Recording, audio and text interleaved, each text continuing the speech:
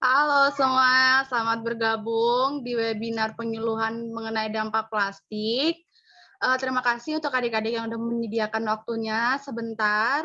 Dan sebelum kita mulai webinarnya, mari kita bersatu dalam doa. Biar kakak yang bawa dalam doa ya. Mari kita berdoa. Terima kasih Allah Bapak yang baik untuk penyertaan-Mu dari pagi hingga pada siang hari ini Bapak. Di siang menjelang sore ini Bapak, kami sedang berkumpul melalui Zoom. Kiranya berkatilah webinar penyuluhan kami, agar webinar kami dari awal sampai akhir dapat berjalan sesuai dengan kehendak-Mu Tuhan.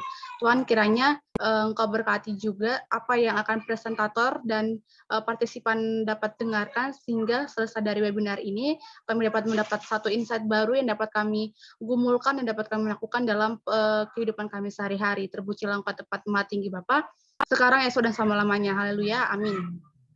Oke adik-adik, jadi sekarang ini kita bakal ikutin webinar judulnya dampak penggunaan plastik. Nah, jadi ini bentar aja kok webinarnya, selama 30 menit ke depan. Oke, jadi kakak bakal ngebacain rules and prosedur selama webinar ini. Yang pertama, peserta webinar diharapkan untuk mengikuti setiap rangkaian kegiatan. Nah, nanti kakak akan bacain agenda kita dari awal sampai akhir.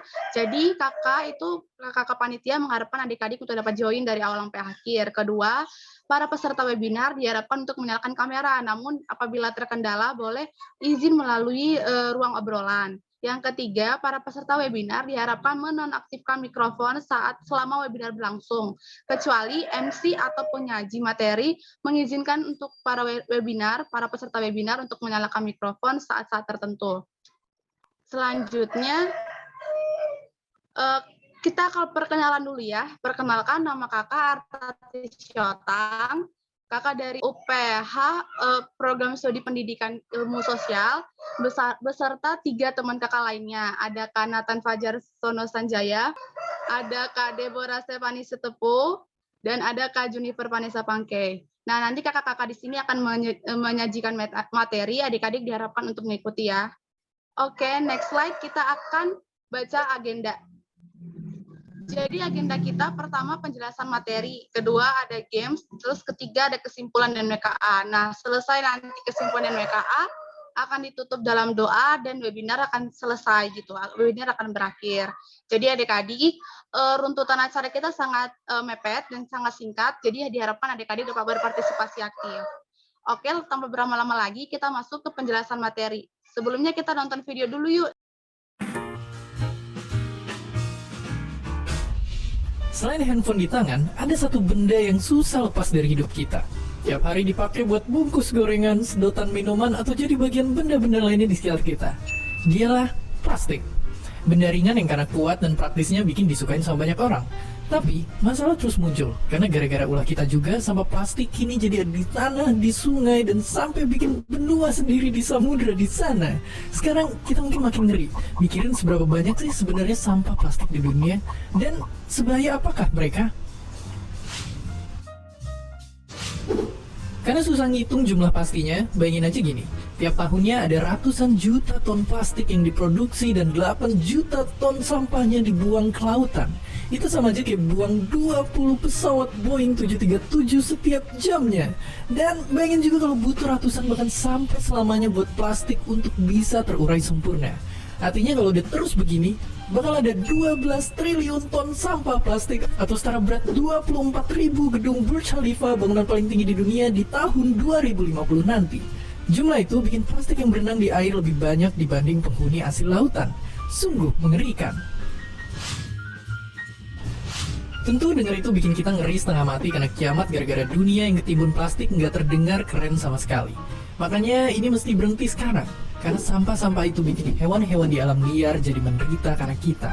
Bahkan nggak cuma itu aja, kita pun juga terkena bahaya yang kita buat sendiri karena nyatanya sampah plastik yang mengecil atau nama kerennya mikroplastik bisa dimakan oleh ikan yang nantinya masuk lagi ke perut kita sendiri yang nantinya juga berpotensi nimbulin penyakit. Oke, sampah plastik emang jadi masalah besar dunia. Tapi ngomongin itu, kita juga terlibat karena faktanya Indonesia jadi penyumbang sampah plastik terbesar kedua di dunia. Tapi kalau masih mikir solusinya adalah buang sampah pada tempatnya, itu udah nggak efektif lagi. Sekarang kita harus mulai ngurangin pakai plastik atau milih pakai plastik yang bisa digunain berulang kali. Buat makan atau minum, bawa tempat makan dan botol minum yang bisa dipakai ulang. Kalau beli barang belanjaan di luar, selalu bawa kantong belanja sendiri. Yang dari bahan yang bisa dipakai berkali-kali kayak katun atau kanvas. Atau kalau lagi kepengen banget pakai kantong plastiknya jangan langsung dibuang. Karena siapa tahu bisa dipakai lagi. Tapi mau plastik atau bukan, semua barang yang kita pakai pasti ada masa akhir pemakaiannya. Yang ujung-ujungnya harus dibuang juga. Makanya kita harus tahu tempat yang benar buat ngebuangnya. Ingat, kalau sampah plastik buangnya ke tempat yang ada tulisan anorganik berwarna kuning. Kalau sampah bekas makan ke yang tulisan organik berwarna hijau. Dan bahan beracun kayak baterai, bohlam, tinta komputer dan sebagainya ke tempat sampah B3 yang warnanya merah. Lagi pula, selain buang ke tempat sampah biasa, sekarang kita harus mulai memilah sampah kita sendiri dan ngumpulin itu ke bank sampah terdekat. Karena nyatanya, sekarang sampah bisa jadi emas. Caranya gampang, tinggal bawa sampah kalian yang udah dipilah ke bank sampah terdekat. Kasih ke petugasnya, terus ditimbang dan dihitung, dan jadilah. Bahkan 2 kilo sampah aja udah bisa jadi logam mulia. Oke, sekarang kita tinggal milih, sampah kita mau terus numpuk sampai jadi gunung atau jadi gunungan emas. Padahal sampah yang berserakan bisa kita mulai ambilin dan gak cuma bikin lingkungan bersih tapi juga bisa dibuat investasi. Jadi mulai kumpulin sampah di sekitar kita, terus tabung biar beneran jadi emas. Dan seperti biasa, terima kasih. Oke, kita udah nonton videonya ya. Videonya sangat mengedukasi kita gitu kan. Nah, setelah menonton videonya, aku mau kasih kesempatan untuk adik-adik yang mau kasih tanggapan gitu tentang apa sih yang kalian dapetin dari video barusan gitu. Ada yang mau volunteer kah?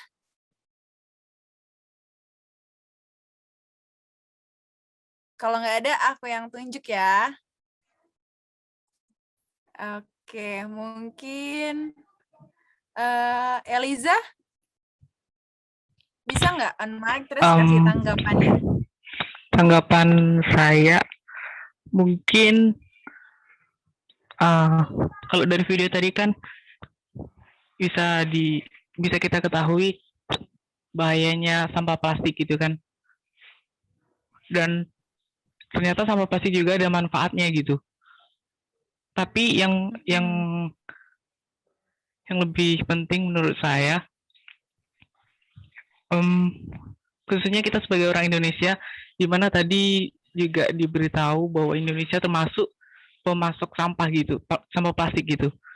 Nah, sebagai orang Indonesia sendiri, seharusnya ternyata seharusnya kita harus punya kesadaran diri untuk mempunyai kesadaran diri agar sampah plastik tidak terus bertambah gitu. Mungkin ada upaya-upaya yang bisa dilakukan seperti tadi, salah satunya dibawa ke tempat pembuangan sampah plastik gitu. Mungkin itu aja sih. Oke, sip. Thank you ya, Elisa. Iya, sangat merangkum video barusan ya. Jadi benar banget, sampah plastik ini emang dampaknya tuh banyak banget ya, adik-adik. Jadi daripada kita tambah-tambahin dampak negatifnya, mending kita buat sampah plastik ini tuh jadi dampak positifnya gitu. Untuk sama-sama kita bisa rasain manfaatnya, kayak gitu ya. Oke, kita akan masuk ke pembahasan kita nih ya, adik-adik. Jadi, sampah itu terbagi menjadi 2 berdasarkan jenisnya ya. Ada sampah organik dan sampah non-organik gitu.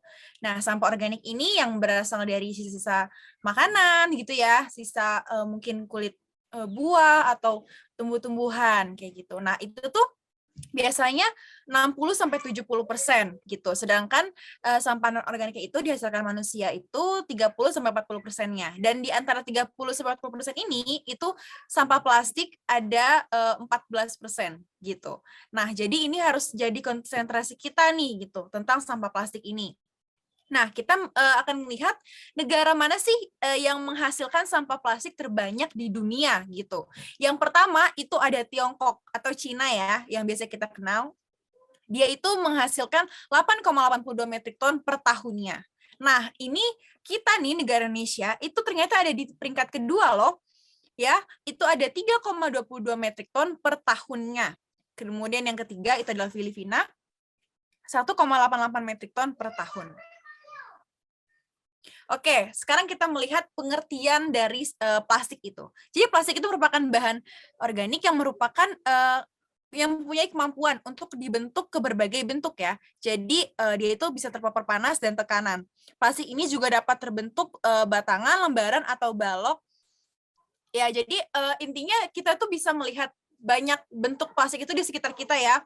Mulai dari mungkin ya, kantong plastik gitu kan, botol-botol minuman gitu. Nah, itu biasanya pasti bakal sering banget kita temuin sih, bahkan dalam rumah kita sendiri. Nah, jadi secara umum sifatnya itu memang punya densitas yang rendah, terus juga isolasi terhadap listrik, dan dia juga mempunyai kekuatan mekanik yang bervariasi, juga ada ketahanan suhu yang terbatas ya, karena dia tuh mudah meleleh atau mudah terbakar gitu kan. Oke, terus juga sampah plastik ini tuh berdampak buruk kalau misalnya kita bakar itu juga berdampak buruk buat udara, dan kalau misalnya kita timbun di tanah itu juga berdampak buruk buat ekosistem di tanah. Nah, selanjutnya adik-adik perlu tahu nih, apa aja sih jenis-jenis dari plastik? Ternyata plastik itu memiliki 7 jenis. Nah, yang pertama plastik dengan kode 01 atau PETE gitu ya. Nah, ini memiliki karakteristik transparan, jernih, tembus pandang. Adik-adik juga bisa temukan ini di botol air mineral ya. Contohnya kayak ketika adik beli Aqua gitu ya. Nah, tapi perlu diketahui kalau botol ini ternyata hanya boleh digunakan 1 kali saja. Karena kalau lebih dari itu maka dapat menimbulkan atau berpotensi menimbulkan penyakit gitu ya. Nah, selanjutnya kode yang kedua adalah 02. Jenis plastik HDPE, di mana memiliki karakteristik lebih keras dibanding dengan plastik yang tadi, yang nomor 1. Contohnya sendiri ya kayak botol sampo, body lotion gitu ya. Nah, dan ini disarankan untuk tidak digunakan secara berulang-ulang. Lalu yang ketiga ada jenis plastik PVC. PVC ini sendiri contohnya itu kayak pipa gitu ya, paralon. Nah, tentu karakteristiknya lebih kuat, ringan, dan memiliki ketahanan kimia yang baik. Tetapi perlu diketahui juga nih, kalau pipa ini atau PVC ini jika dibakar dapat mengeluarkan racun. Ya. Yang keempat adalah LDPE. LDPE ini sangat sering kita jumpai dalam kehidupan kita sehari-hari. Contohnya sendiri adalah kantong plastik gitu ya. Nah, kantong plastik ini memiliki karakteristik kuat, lebih ringan, gitu ya, dan tembus cahaya. Perlu teman-teman ketahui ya, kalau teman-teman beli gorengan pakai plastik, sebenarnya itu tidak dianjurkan gitu, karena ketika plastik terkena suhu panas 85 derajat itu dapat menimbulkan mereka itu mengeluarkan zat-zat kimia dan ini nanti berpotensi menimbulkan kanker. Jadi perlu diperhatikan lagi nih untuk teman-teman yang mungkin sering beli makanan yang panas gitu kan, terus taruh di plastik, itu sangat bahaya. Dan perlu diketahui juga kalau ini hanya boleh digunakan 1 kali pakai untuk makanan. Itu. Nah, yang selanjutnya, yang kelima adalah PP. Jadi yang kelima ini merupakan jenis plastik yang sangat sering kita jumpai dalam kehidupan kita.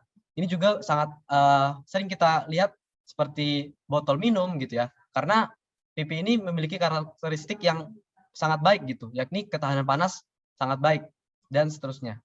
Nah, dan yang jenis plastik yang keenam adalah PS. PS ini sendiri dapat kita lihat contohnya itu kayak styrofoam. Jadi mungkin perlu diperhatikan lagi ketika teman-teman kayak adik-adik lebih suka gitu ya beli makanan instan kayak pop mie gitu kan. Sebenarnya makanan kayak gitu sangat warning gitu, bahaya bagi kita. Lebih baik untuk bagi kita itu dikurangi penggunaannya karena styrofoam jika terkena suhu panas akan menimbulkan zat-zat berbahaya. Dan yang terakhir adalah other. Other ini sendiri terdiri dari SUN, ABS, dan PC. Jadi untuk SUN dan ABS itu merupakan jenis plastik yang sangat baik digunakan untuk makanan. Contohnya sendiri kayak piring kita, tempat minum bayi gitu ya. Nah, sedangkan untuk PC itu sangat dianjurkan untuk jangan sering digunakan karena dapat berpotensi mengeluarkan bisphenol A atau racun gitu ya. Oke, adik-adik sekarang kita akan masuk ke bagian dampaknya. Tapi sebelum itu Kak Jun mau ingetin buat kita semua siapin Google Chrome karena setelah ini kita akan bermain. Oke? Nah, sekarang kita coba lihat dampaknya dari penggunaan plastik ya. Dampak yang pertama,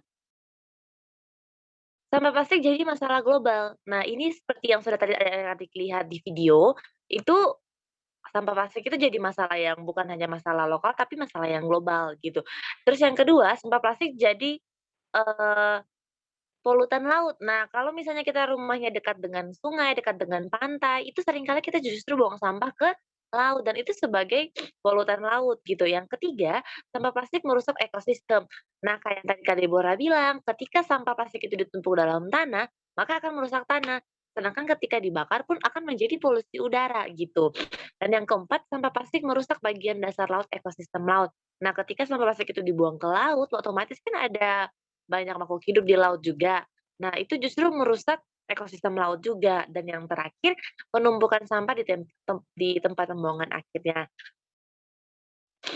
Nah, kalau kita udah tahu dampaknya, kita harus tahu dong upaya yang harus kita lakukan untuk mencegah, dampak plastik itu semakin berbahaya dalam kehidupan kita. Nah, upaya yang pertama, adik-adik kita semua bisa, melakukan, tukar sedotan plastik. Nah, jadi bisa ditukar dengan yang stainless agar bisa dicuci dan dipakai lagi. Kalau plastik kan hanya bisa dipakai sekali kan ya. Nah, yang kedua membawa botol minuman sendiri. Nah, kebanyakan kan kita lebih suka beli, nanti aja beli Aqua di Indomaret misalnya. Tapi justru itu yang seringkali membuat sampah plastik itu justru semakin bertambah. Makanya sebisa mungkin kita membawa minuman sendiri gitu, botol minuman sendiri. Yang ketiga, batasi pembelian online. Mungkin ini lebih kepada penggunaan, tasnya ya. Jadi kalau misalnya adik-adik, dan orang tua pergi ke toko, itu sebisa mungkin bawa tas yang jangan yang plastik gitu, jadi dibawa dari rumah gitu kan. Terus yang keempat, jangan buang sampah sembarangan. Ya kita semua pasti udah tahu, kita udah sama-sama dewasa, kita tahulah ya, nggak boleh buang sampah sembarangan. Dan yang kelima, itu daur ulang, karena ada beberapa jenis plastik yang juga bisa didaur ulang gitu. Nah, sekarang kita akan bermain games, jadi boleh semuanya ke Google Chrome, terus ketik Quizzes. Kalau ada yang kendala, boleh kasih tahu di sini ya.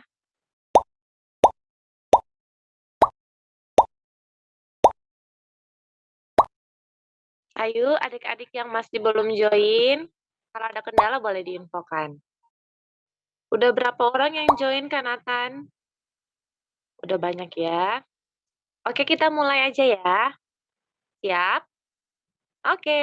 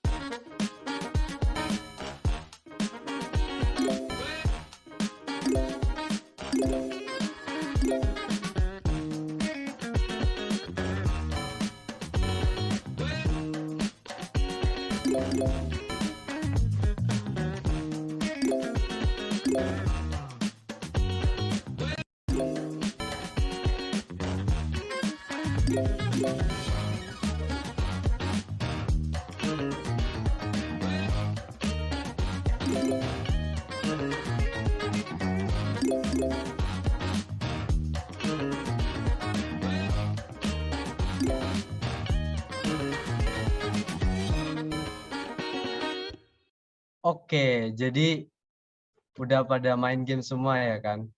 Semoga ya menjadi hiburan lah gitu ya. Tadi kayaknya yang benar paling atas si siapa gitu. Oke, berhubung waktu gitu ya, kita langsung aja nih ke selanjutnya adalah Q&A. Jadi buat adik-adik yang punya pertanyaan atau yang mungkin ingin tahu lebih lanjut gitu kan tentang pembahasan tadi, boleh nih ya ditanyakan ya. Jadi sekarang kami berikan waktu untuk adik-adik bertanya.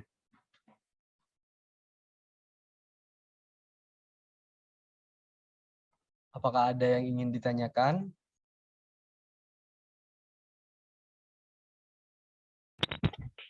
Mungkin itu ya, tadi saya nggak tahu waktu ada pertanyaan tentang sifat-sifat plastik tentang densitas tinggi. Gimana itu ya, Kak? Oke, thank you Elisa untuk pertanyaannya. Nah, mungkin boleh nih ya dibantu jawab oleh Kak Panitia, Kak Debo. Boleh nih, Kak. Oke, jadi aku akan jawab pertanyaannya Eliza ya. Sifat densitas plastik itu maksudnya kayak gimana sih gitu kan? Jadi densitas ini atau biasa kita sebut juga itu sebagai massa jenis ya. Itu didefinisikan sebagai perbandingan antara massa sama volume bendanya gitu. Jadi densitas ini tuh fungsinya untuk menentukan zat dari benda tersebut gitu. Mungkin bisa ditambahkan?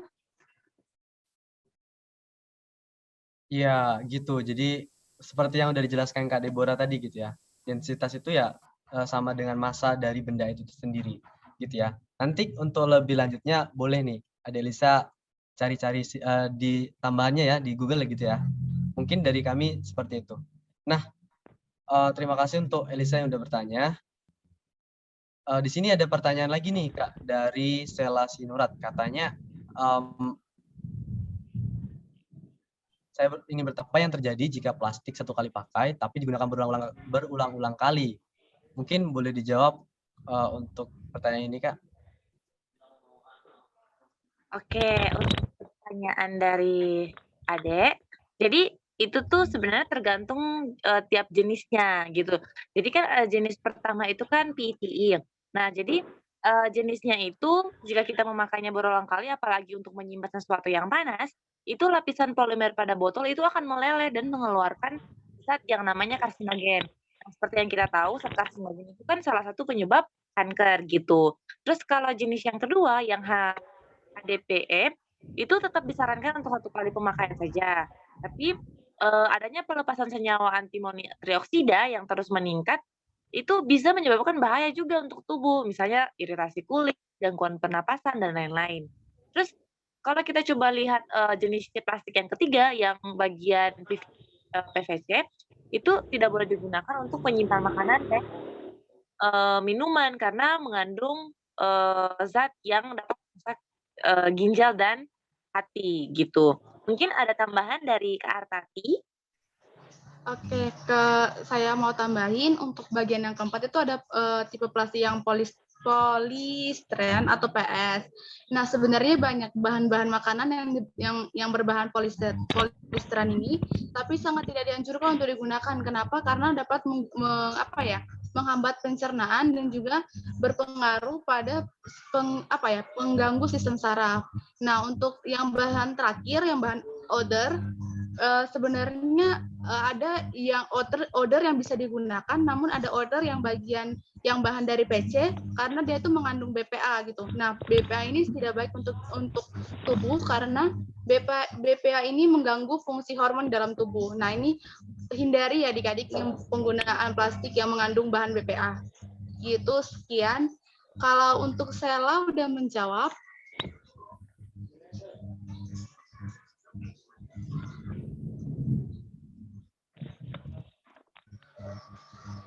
Oke, udah ya. Makasih.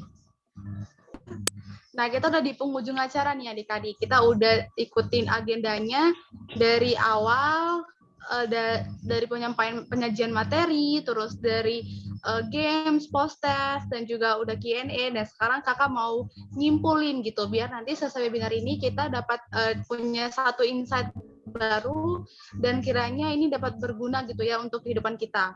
Nah, jadi kesimpulan yang dapat kakak berikan itu bahwa penggunaan plastik tidak dapat dibiarkan terus-menerus tanpa adanya pengawasan atau kontrol diri dari manusia sebagai pengguna aktif dari pengguna plastik ini. Oleh karena itu, perlu kesadaran dari kita masing-masing, serta perlu adanya perubahan yang signifikan dari kebiasaan kita.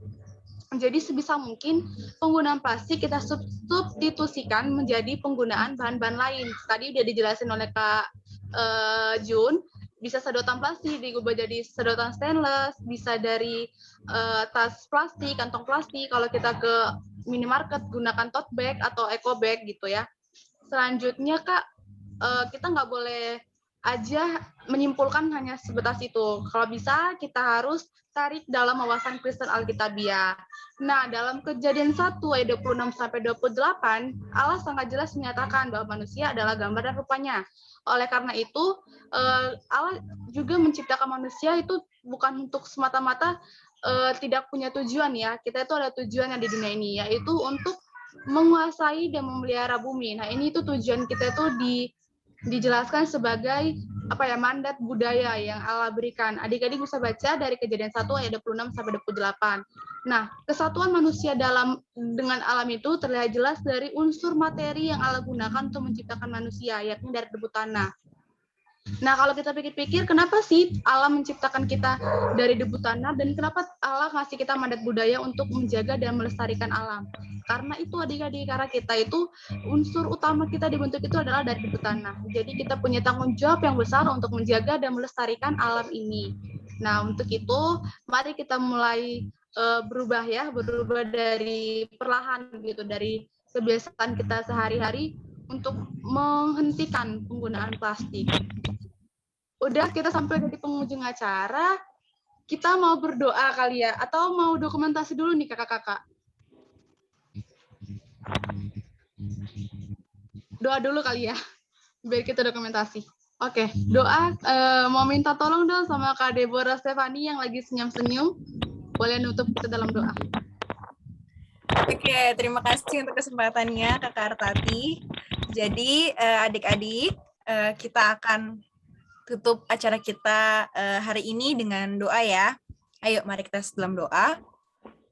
Bapak yang baik, Bapak yang bertolong kerjaan surga, kami berterima kasih Bapak, kami sungguh bersyukur karena Engkau Tuhan boleh memberikan kami kesempatan Bapak, waktu yang sungguh indah Bapak, di mana kami boleh berkumpul Bapak di ruang Zoom ini Tuhan, meskipun hanya secara virtual, tapi kami percaya Bapak, Engkau yang boleh hadir Tuhan di tengah-tengah kami Tuhan, Engkau yang bertata Tuhan dalam setiap hati kami, untuk kami Tuhan dapat memahami setiap materi yang telah dipaparkan Tuhan, dan kami Tuhan boleh memiliki perubahan hati Bapak ke depannya Tuhan, untuk semakin sadar Tuhan, untuk menjaga lingkungan sekitar kami Tuhan, dengan tidak membuang sampah sembarangan, dan juga bisa mendaur ulang kembali Tuhan sampah plastik yang ternyata banyak dampak negatifnya bagi kehidupan kami Tuhan.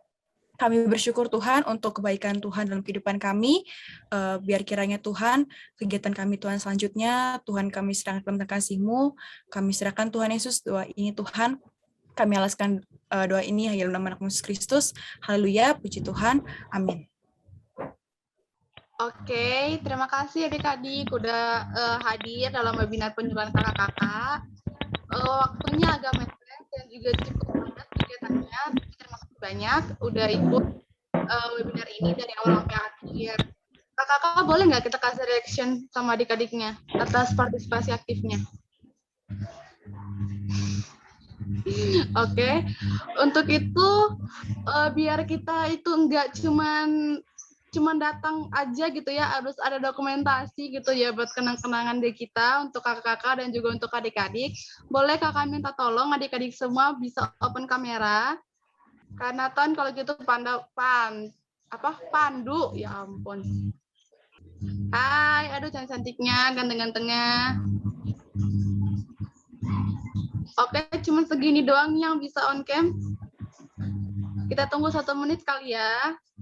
Mungkin adik-adiknya masih mau benerin poninya dulu. Oke. Michelle udah on cam. Oke, ini aja kali, Kak. Kak Nathan boleh pandu, Kak. Oke, jadi buat teman-teman yang udah on cam, ambil posisi siapnya ya. Oke, boleh katakan buncis. 1, 2, 3. Buncis. Mantap. Mungkin boleh ambil gaya nih. Gaya apa? Gaya bebas. Freestyle. Oke, 1, 2, 3. Mantap. Kakak-kakak boleh ucapkan sepatah dua kata untuk adik-adiknya. Terima kasih ya adik-adik. God bless you. Boleh live ya. Terima kasih Kak, semangat. Terima kasih semua. Selamat hari Minggu.